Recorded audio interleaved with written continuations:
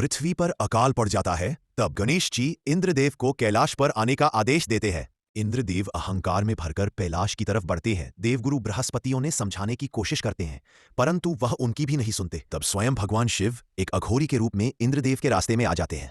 इंद्रदेव कहते हैं, ए अघोरी, हटो मेरे मार्ग से, देवराज हूं मैं। तब बृहस्पति जी कहते हैं, इंद्र, मुझे इनसे बात करने दो। तब बृहस्पति जी उस अघोरी से हाथ जोड़कर निवेदन करते हैं कि मुझे आगे जाने दो।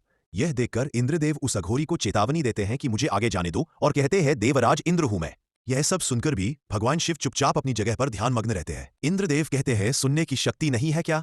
हट जाओ मेरे मार्ग से और जाकर कह दो परम पूज्य गणेश जी से, देवराज इंद्र पधारे हैं। तब उस अघोरी को अपने मार्ग से ना हटते देखकर इंद्रदेव कहते हैं, मेरे पैर की ठोकर खाओगे तो तुम्हारा अहंकार चूर हो जाएगा और तुम्हारी बुद्धि भी वापस आ जाएगी। यह सुनकर भगवान शिव कहते हैं, अगर तुम्हारी ठोकर इतनी प्रभावी है तो अपने आप को ठोकर मार लो, शायद तुम्हारा अहंकार चूर हो जाए और तुम्हारी बुद्धि वापस आ जाए। ये सुनकर इंद्रदेव इरावत को भेजते हैं और कहते हैं, हटाओ इस अघोरी को मेरे मार्ग से अभी और इसी वक्त। परंतु ऐरावत कुछ नहीं करता है। तब इंद्रदेव उस अघोरी पर अपने वज्र से प्रहार करने की कोशिश करते हैं। तब भगवान शिव स्वयं अपने असली रूप में आ जाते हैं। उनको इतना क्रोधित देखकर इंद्रदेव हैरान हो जाते हैं। तब भगवान शिव कहते हैं, देवराज होने का अर्थ यह नहीं कि हर कोई तुम्हारे मार्ग से शीश झुकाकर हट जाएगा।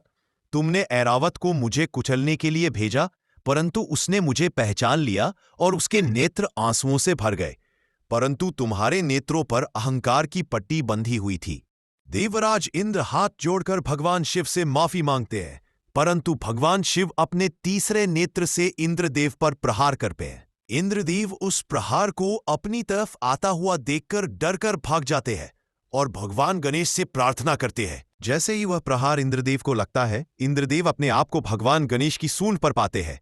इंद्रदेव के पीछे भगवान शिव का प्रहार सारी चीजों को नष्ट करते हुए आगे बढ़ने लगता है। तब इंद्रदेव भगवान शिव की शरण में जाकर उनसे माफी मांगते हैं और माता पार्वती के कहने पर भगवान शिव इंद्रदेव को माफ करते हैं।